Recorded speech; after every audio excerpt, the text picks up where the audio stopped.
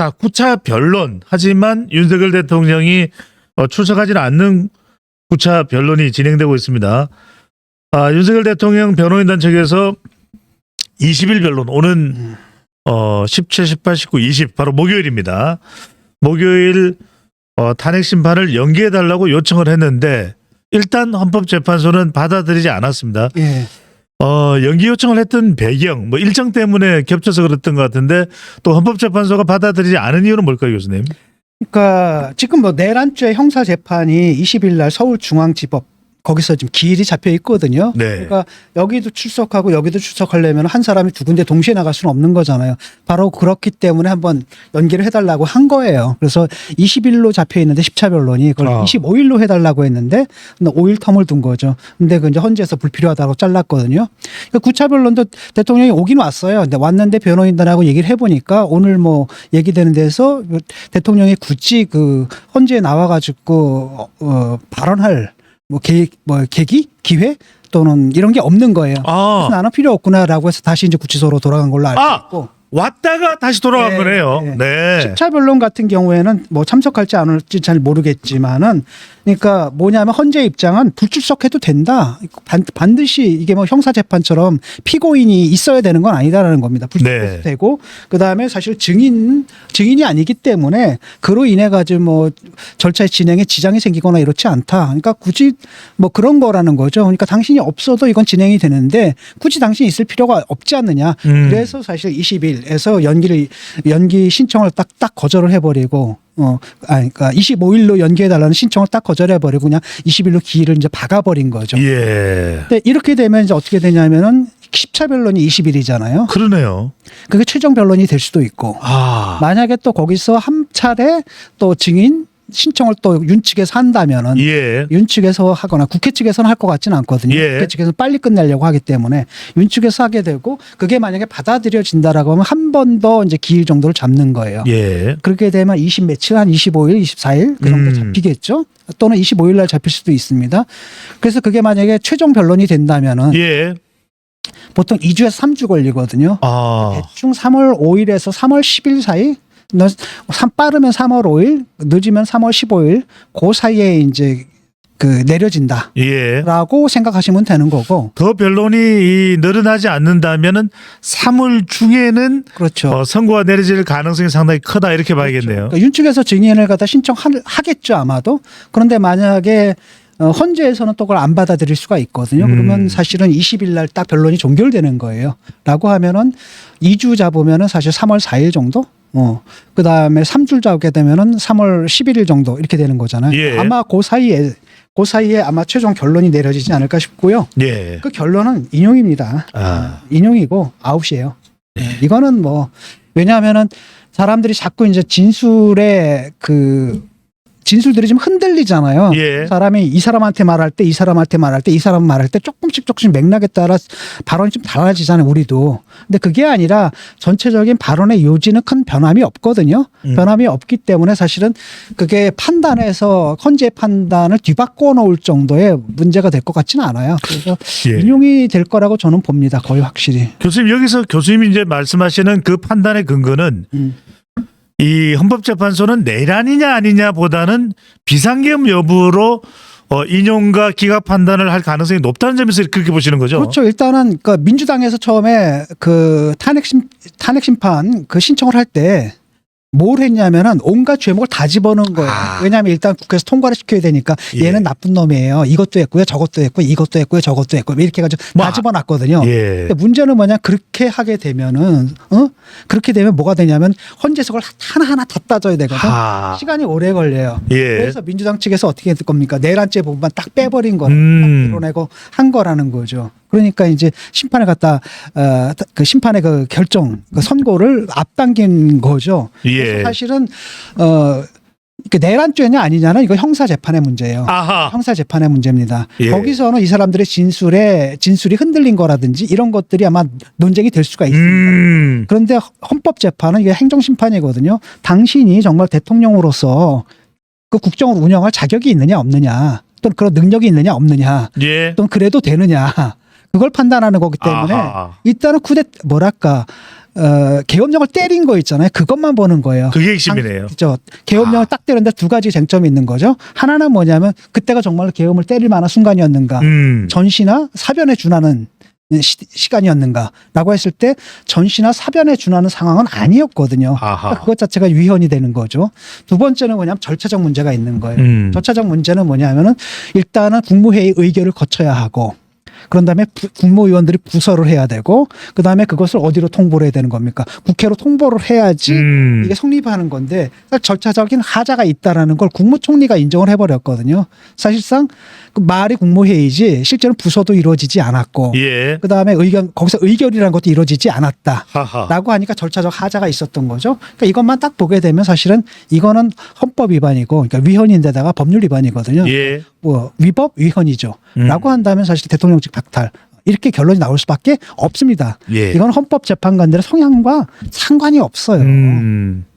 헌법재판관들의 뭐 예컨대 정영식 재판관 뭐 저쪽을 깠다. 근데 이분이 딱 보니까 굉장히 공정하게 했더라고요. 그래서 한때는 막 그 보수에서 막 그러니까 저기 국회 측 증인들을 막 이분이 막 다그치니까 와 예. 띄워줬는데 그 다음에 또 윤측들 막 또 다그치거든요. 훅 들어가고 원래 법리적으로 판단을 내리거든요. 그 법리 네. 판단이라는 것은 그 사람이 평소에 어느 당을 찍든 그런 성향하고는 관계가 없습니다. 그래서 박근혜 대통령 때도 그때 뭐라고 얘기했습니까? 이 보수 위주기 때문에 보수가 주류기 때문에 다수이기 때문에 기각될 거라고 믿었는데 어떻습니까? 결론은 9대0, 8대0이었죠. 8대0으로 만장일치로 그냥 탄핵이 돼버렸거든요. 근데 이때는 지금 이 사안은 뭐냐면 그때처럼 막 최순실이 뭐 태블릿 PC로 뭐 좀 써주고 이런 차원의 문제가 아니거든. 말 좀 사주고 이런 차원의 문제가 아니라 국민들 뻔히 보는 백주대낮에 무장병력을 갖다 국회에다 투입을 한 거예요. 이거는 내가 볼 때는 만장일치다. 예. 봐요. 교수님 이 부분 어떻게 보십니까? 박근혜 대통령 탄핵 때는 이제 변론이 17차까지 갔다. 예. 이번에도 윤석열 대통령 변호인단에서 뭐 이제 기각을 기대하기 때문에 그렇게 변론을 계속 하는 이유도 있겠지만 그래도 이재명 재판은 좀 봐야 되지 않겠냐. 2심 선고를 나오는 걸 보기 위해서라도 이 변론을 좀 더 끌어야 된다. 이 이유는 어떻게 보십니까? 그러니까 그거 목적이 좀 불분명해. 그래서 제가 둘 중에 하나라 그랬잖아요. 기각을 목적으로 뛸 것인가, 예. 아니면 지연을 할 것인가. 이재명 그 2심을 보기 위해서 그렇죠. 지연을 할 것인가 한데 이게 헷갈리는 거예요. 아하. 이게 헷갈리는 겁니다. 그래가지고 내가 볼 때는 분명히 작전은 분명히 한다. 목표를 갖다가 기각적으로 할 건지. 근데 왜냐하면 기각적으로 한다는 것은 가능하지가 않거든요. 가능하지가 않다면 초점을 어디다 맞췄어야 되냐면은 되도록이면은 명분은 그렇게 내걸 수 있잖아요. 충실한 심판을 받고 싶다라고 하면서 대충 지연 작전을 썼어야 되는데 그게 좀 중간에 좀 헷갈렸던 것 같아요. 그래서 이것도 안 되고 저것도 안 되는 이런 상태가 돼버린 거고 또 다른 한편으로는 지연 작전도 또 헌재가 왜냐하면 재판을 관할 건 헌재에 있거든요. 예. 그 사람들이 결정하는 것이기 때문에 그 막연하게 막 지연하거나 이런 것들이 사실 쉽지도 않아요. 애초에 쉽지도 않고 그냥 왜냐하면 이게 일반 재판이 아니거든요. 뭐가 걸린 거냐면은 지금 트럼프가 집권했잖아요. 국제 정세가 정말 어렵게 돌아가는데 미국에선 벌써 트럼프하고 총리가 회담을 했단 말이죠. 우리는 이제 파트너가 없는 거야. 이런 상태에서 빨리 이런 비정당적인 상황을 갖다가 종지부를 찍어야 된다는 대국민적인 합의가 있는 거예요. 그렇기 때문에 헌재가 서두르는 것 자체가 뭐 당하는 쪽에서는 굉장히 억울할 수는 있다 하더라도 그렇다고 이걸 갖다 마냥 정말로 규정에 나온 대로 6개월까지 끌 수 있느냐. 그럼 나라가 어떻게 되겠느냐. 예. 이런 문제가 있다는 거죠. 알겠습니다. 자, 윤곽근 윤석열 대통령 변호인단 내 윤곽근 변호인은 재판 과정을 항의하면서 중대한 결심을 할 수밖에 없다. 중대 결심설이 나왔습니다. 이게 교수님 어떻게 보십니까? 이게 일종의 긴장 국면 조성이라고 봐야 될까요? 아니면은 8년 전 박근혜 대통령 탄핵 때도 이야기됐던 변호인단 총사퇴일까요? 아니면 일각에서 이야기하는 뭐 윤석열 대통령 하야설도 이야기 나오는데 이 중대 결심은 뭘까요? 내가 볼 때는 지금 약간 뻥카인 것 같아요. 뻥카인 것 같고 중대 결심이라고 하면 두 가지 얘기가 나왔지 않습니까? 하나는 변호인단 사퇴하는 거. 박근혜 때도 사실 사퇴한다라고 해놓고 사실상 사퇴는 안 이루어졌단 말이죠. 두 번째 하야냐? 하야를 해서 뭘 해? 이 사람들의 목표가 뭡니까? 지금 기각 아니면 지연이잖아요. 근데 하야하는 순간엔 하야하는 순간엔 탄핵 인용과 같은 효과잖아요. 대통령직에서 물러나는 거 아니겠습니까? 두 번째, 하야하면 사실은 탄핵 심판보다 먼저 물러나는 거잖아요. 그러니까 지연의 목적이라는 것도 아니잖아요. 그거 배치가 된단 말이죠. 그렇기 때문에 하야는 제가 볼 때는 윤 대통령의 카드가 아닙니다. 그러니까 변호인단의 카드가 될 수가 없어요. 예. 변호인단의 목표는 뭡니까? 기각이잖아요. 그러니까 대통령직을 유지시키게 만드는 거잖아요. 그런데 하야한다? 그럼 자기들이 설정한 목표에 그 자체가 위배가 되는 겁니다. 그다음에 지금 당장 하야한다? 탄핵 심판은 그래도 몇 주라도 기다릴 수가 있는데 그 시간을 앞당기게 돼버린단 말이죠. 그러니까 그것도 원래 자기들이 설정한 지연의 목적에 또 어울리지가 않는 거죠. 충돌하는 거란 말이죠. 게다가 또 다른 한편은 뭐냐면 그 윤 대통령의 지금 입장이 뭐냐면 나는 정당했다라는 거거든. 정당했다라고 이제까지 주장해왔기 때문에 하야한다는 건 뭐냐면 내가 잘못했다는 걸 스스로 인정하는 꼴이 된단 말이죠. 그래서 내가 볼 때는 이건 윤 대통령이나 윤 대통령의 변호인단에서 취할 수 있는 입장은 아니에요. 예. 그러니까 지금 여당도 아니다라고 얘기를 하고 있고 야당에서도 그럴 가능성 없다라고 얘기를 하는데 예. 하야의 가능성은 없다. 그럼 남는 건 뭐냐?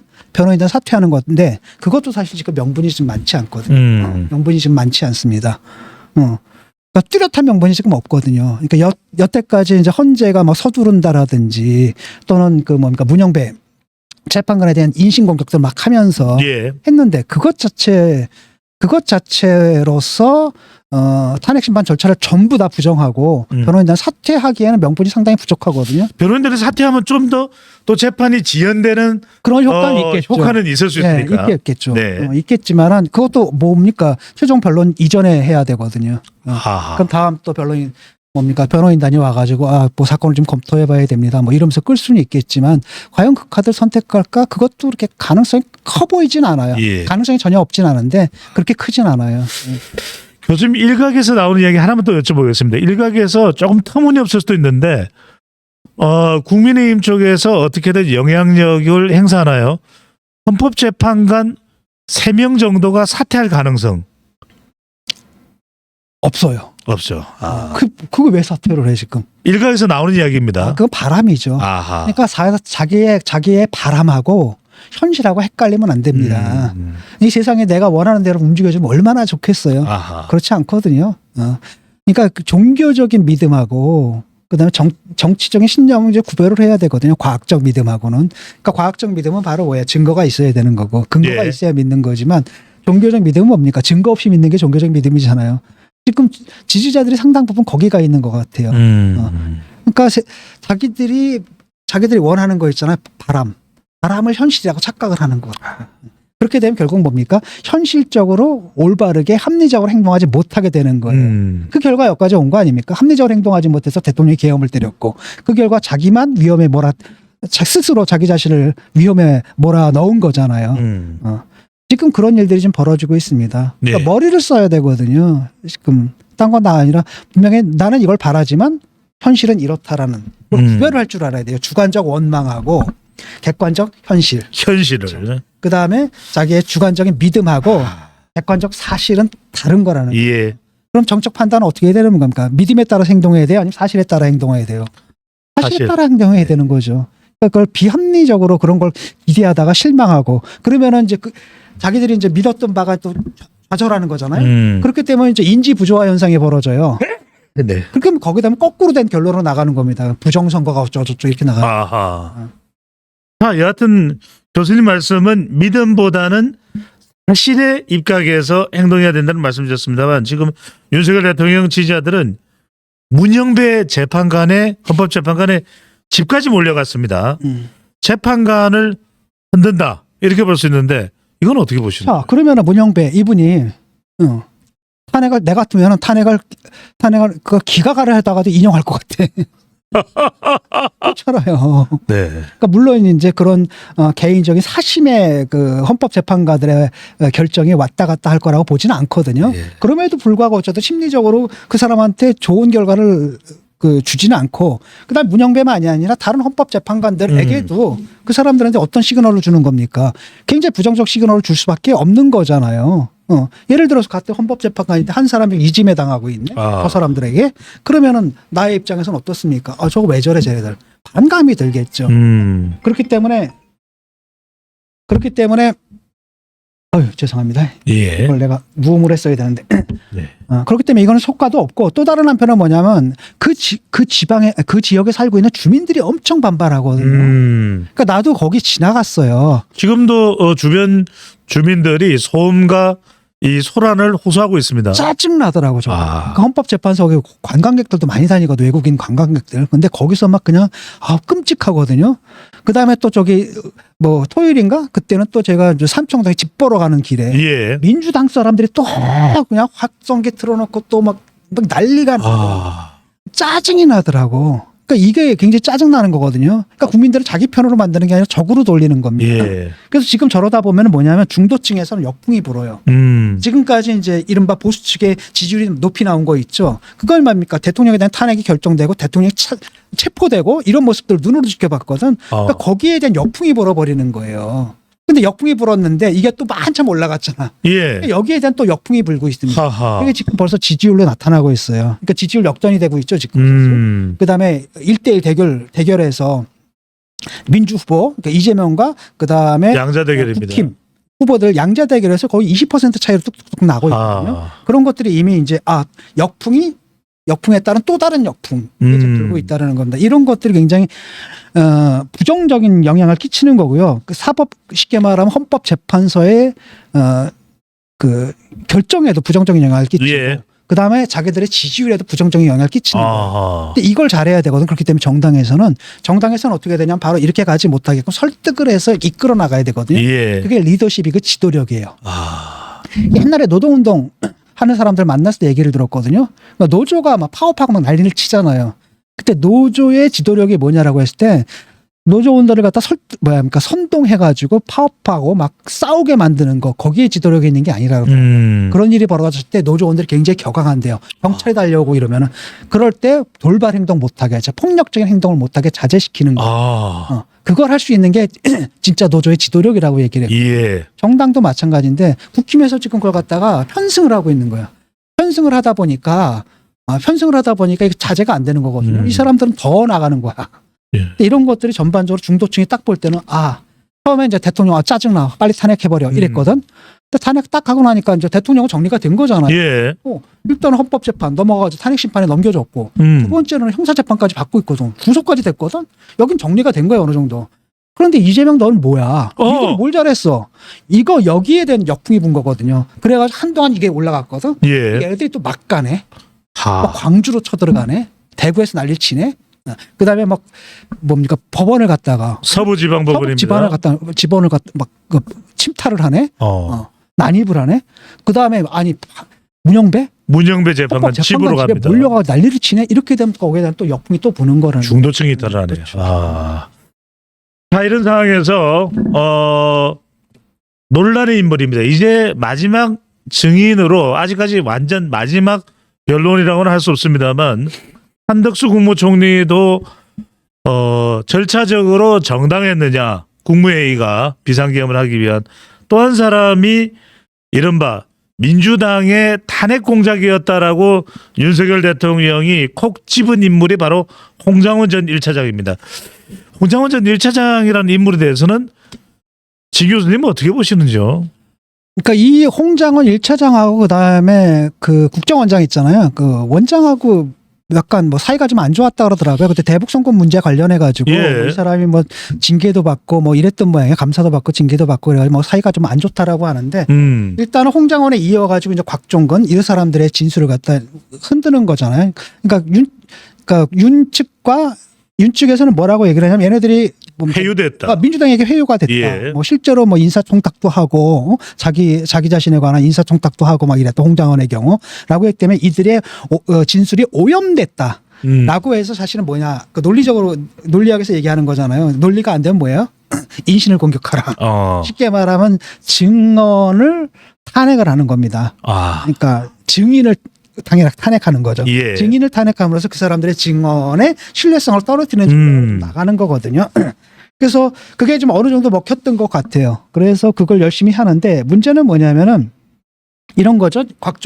곽종근 이분이 이제 김현태 707 특수임무단장 이 사람이 뭐라고 얘기를 했냐면 나와서 그러니까 야당의 곽종근 그 회유서를 좀 뒷받침하는 듯한 발언을 또 해요. 그러니까요. 사실은 박범계하고 유승찬 의원이 있잖아요, 민주당이. 예. 이 사람이 곽종근을 만난 거예요. 부승찬 말씀하시죠? 네. 아, 부승찬 참. 네네. 부승찬 이분들이 뭡니까? 곽종근을 만났거든. 예. 이 만남이 사실 적절하지 않지. 이렇게 되게 되면 나중에 법원에서 이 사람의 그 진술이 오염됐다 이렇게 판단될 예. 수가 있거든. 이게 사실은 그러니까 이 박범계, 부승찬 이 사람들은 자기가 점수를 좀 내려고 했던 것 같아. 이 사태 속에서 내가 이런 공을 세웠다. 예. 하느라고 이 사람을 만나가지고 만남을 한 거죠. 거기서 이제 진술을 받았는데 그 당시에 이제 김현태 그 707 특수임무단장이 뭐라고 했냐면 박범계가 그 노란 메모지에다가 곽종근이 그 자리에서 말했던 걸 썼대요. 딱 쓴 다음에 확인차 이거 맞지? 한번 네가 읽어봐. 그래서 읽기까지 시켰다라고 하더라고요. 그러니까 이게 딱 보게 되면 이게 결국은 뭡니까? 뭐 어디에 나가가 방송 나가거나 예. 유튜브 나가거나 이래서 이렇게 발언하게끔 쉽게 말하면 발언을 회유한 게 아니냐라는 비난을 받을 수 변호사가 마치 피의자에게 법률 자문하듯 했네요. 네. 했다라는 거죠. 그러니까 이걸 이제 물고 늘어지는 겁니다. 근데 문제는 뭐냐면 거기에 대해서 그래서 그렇다면 이게 회유한 거라고 볼 수 있느냐? 라고 물었거든요. 예. 그랬더니 김현태 이분이 뭐라 그러냐면 그건 답변하지 않겠다라고 하는 거예요. 대변을 회피해버렸고. 어허. 그러니까 회유라고 하지 않고 난 그냥 그렇게 사실대로 얘기하겠다라는 건데 문제는 뭐냐면 노란 메모지에 쓰인 게 문제가 아니겠습니까? 예. 그거는 그 회유하기 이전에 일단 노란 메모지에 썼더라는 것은 곽종근이라는 사람이 한 말을 받아 적은 거잖아요. 그러니까 확인차 네가 말한 게 이게 맞지라고 한 거거든요. 그러니까 이걸로써 그 사람이 진술한 내용의 신빙성을 다 탄핵하긴 힘들어요. 다 탄핵하긴 힘들죠. 약간 오염은 됐지만 예. 그 실체적 진실 자체를 갖다 뒤집을 만한 게 되는 건 아니에요. 예를 들어 그렇게 되려면 뭡니까? 박범계가 노란 메모지에다 써서 이렇게 진술해라.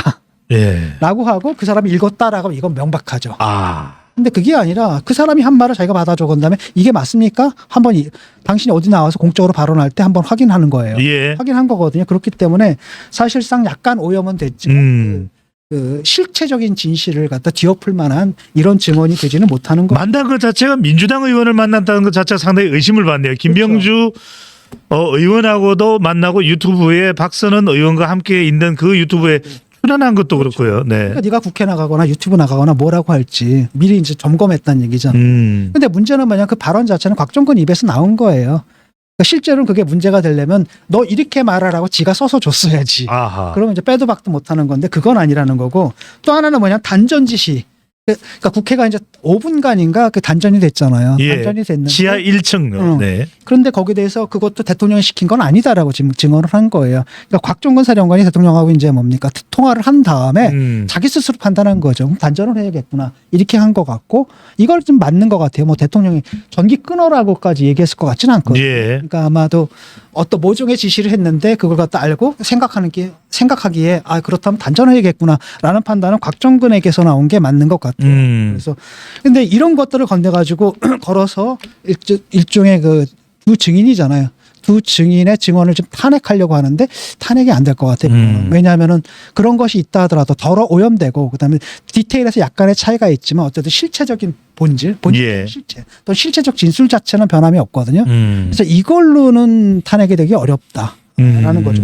다만 형사 재판에 가면은 이제 이걸 한번 따져는 볼만 할 거예요. 예. 형사 재판은 상당히 꼼꼼하게 했기 때문에 그렇지만 탄핵 심판에서는 이것은 큰 역할을 못할 것이다. 아. 지금 줄곧 우리가 진중근 교수님의 대담을 이어가면서 헌법재판소가 내란 여부를 따진다면 그건 쉽지 않을 것이다. 그렇죠. 그러려면 그건 엄청나게 오랜 시간이 그러니까요. 걸리거든요.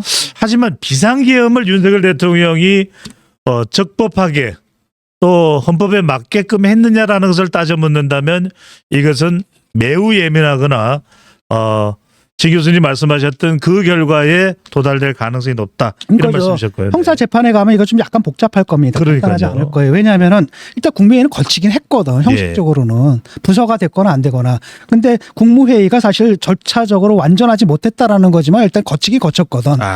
그러니까 이게 그렇다면 이게 잘못한 건 맞는다 하더라도 정말 파면할 정도의 잘못이냐 이건 다를 수가 있다라는 거죠. 알겠습니다. 그러니까 두 번째로 구체적인 지시 같은 것도 대통령이 내린 적이 없다라는 진술들이 나와 버리면은 사실 이게 그럼 내란죄가 성립하나 이건 법적으로 좀 문제가 될 수 있어. 한번 다퉈볼 만합니다. 교수님 이 부분 어떻게 아직까지 헌법재판소가 마흔여 헌법 헌법재판관 후보자에 대한 권한쟁의 심판 또는 위헌법률 심판 청구에 대한 답을 내지는 않았습니다. 왜냐하면 마은혁 헌법재판관 후보자를 임명해야 되느냐 마느냐 하는 부분인데 이 부분에 대해서 많은 지금 관계자들의 이야기는 합류를 한다고 하더라도 변론이 끝난 이후에 하면 어차피 최종 판결에는 그렇네요. 참여를 할 수가 참여할 수 없다. 없습니다. 딱 한 또는 번이라도 기회 예. 들어가야 되거든요. 그런 부담 때문에라도 마은혁 헌법재판관 후보자는 오해를 불식시키기 위해서라도 임명하지 않는 게 맞는 거 아니냐라는 의견 나오는데 지 교수님 판단은 어떠십니까? 임명하기 좀 힘들지 않을까 싶어요. 만약에 임명을 한다면은 일종의 지연 작전으로 할 수는 있겠죠. 네. 마지막 변론이라든지 뭐 이럴 때 왜냐하면은 이분이 딱 들어가게 되면 이분도 파악을 해야 될 거 아니에요, 상황을. 그러니까요. 그런데 그냥 바로 한 번이라도 일단 들어가야 되고. 그럽니다. 맞습니다. 한 번이라도 예. 때문에 아마도 그게 이제 시간을 좀 지연시키는 그런 효과는 좀 있을 겁니다. 예. 그런 카드로 윤 측에서 아마 생각할 수는 있을 거예요. 아. 지금 현재로서는 현재 상황에서는 뭐 이렇게 커다란 변수가 될 것 같지는 않아요. 예. 자, 마은혁 헌법재판관을 후보자를 임명하는 것이 민주당에서는 9명으로 해서 6명의 이 인용 파면 인원을 채우는데 유리하다 이렇게 판단했을 수도 있다라는 의견도 나오고 있습니다만 최상무 권한대행이 거부를 할 가능성도 있고요. 그런 부분도 열려 있을 것으로 보입니다.